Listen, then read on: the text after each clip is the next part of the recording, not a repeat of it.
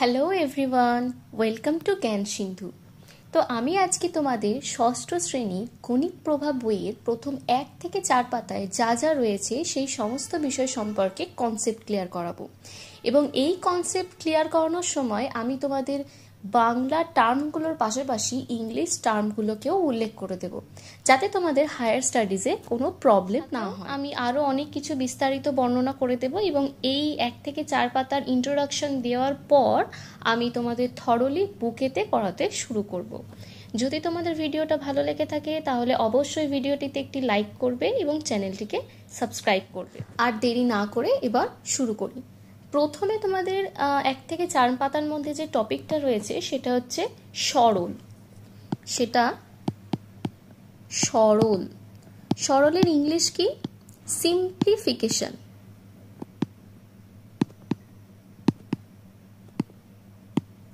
যদি আমরা সিম্পলিফিকেশন শিখতে চাই তাহলে আমাদের প্রথমে একটা জিনিস জানতে হবে, যেটা হচ্ছে বদমাস রুল। এই বদমাস রুলের মানেটা কি বুঝে নিতে হবে, এর কাজ কি সেটা আমাদের জেনে নিতে হবে। বদমাস রুলে বি, যেটার মানে হচ্ছে ব্র্যাকেট। ব্র্যাকেট মানে বন্ধনী। তারপর রয়েছে দেখো ও মানে অফ। অফ মানে কি? এর। এই অফ বা এর মানে হচ্ছে গুণ। যদি কোনো একটা লাইনে একটা অফ লেখা থাকে, ধরো লেখা রয়েছে 3 অফ 4 গুণ 2, তাহলে তোমরা কি করবে? আগে এই অফের কাজটা করবে লাইনে। তাহলে এটা কিরকম হবে? 3 4 12। আগে এই অফের কাজটা করলাম, তারপর করব কি না গুণের কাজটা। 12 দুগুণে 24। ঠিক আছে, তাহলে অফ, এইটা হচ্ছে অফের কাজ। অফ মানেও গুণ। আচ্ছা, তারপর হচ্ছে ডি মানে হচ্ছে ডিভিশন। ডি মানে ডিভিশন, যেটার বাংলা হচ্ছে ভাগ। তারপর রয়েছে এম ফর কি? মাল্টিপ্লিকেশন।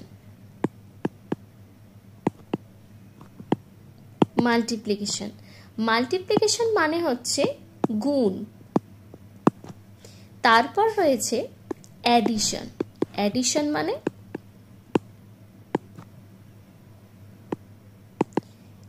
মানে হচ্ছে যোগ।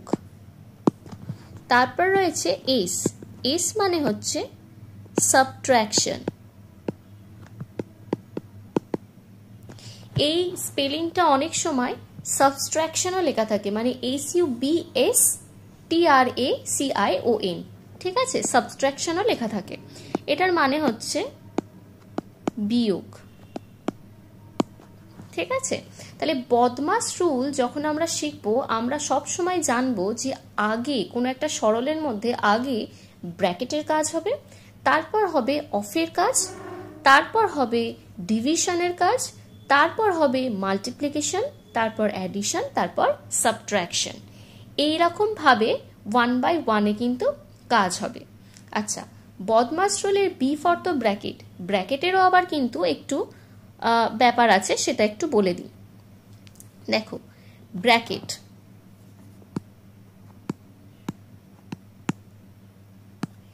ব্র্যাকেট কিন্তু আমাদের 4 ধরনের আছে। ফার্স্ট যেটা রয়েছে সেটা হচ্ছে ফ্র্যাকশনাল বার,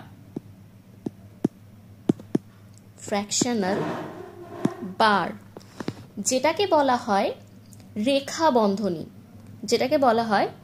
বন্ধনী। কেমন হয় সেটা হচ্ছে এরকম থাকে। ধরো রয়েছে 3 গুণ 4, মাথাতে এরকম দিয়ে দিল বার, তার মানে এটার মানে বোঝাচ্ছে ফার্স্ট ব্র্যাকেটেরও যদি আগে কোনো কাজ হয় সেটা হচ্ছে বারের কাজ। সেকেন্ড হচ্ছে ফার্স্ট ব্র্যাকেট। থার্ড হচ্ছে সেকেন্ড ব্র্যাকেট। ফোর্থ হচ্ছে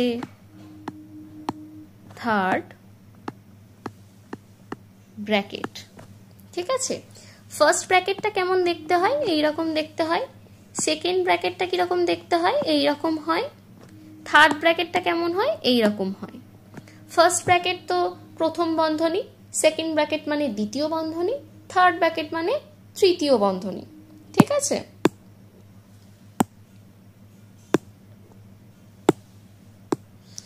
এখন বারের একটু কাজটা দেখিয়ে দিই। যেমন ধরো লেখা আছে 10 -6 -4, এটাকে ফার্স্ট ব্র্যাকেটের মধ্যে রাখছি, ডিভাইডেড বাই 2। ঠিক আছে? এখন এখানে বারটা যেখানে দিচ্ছি সেটা হচ্ছে 6 থেকে 4 এর মাথায়।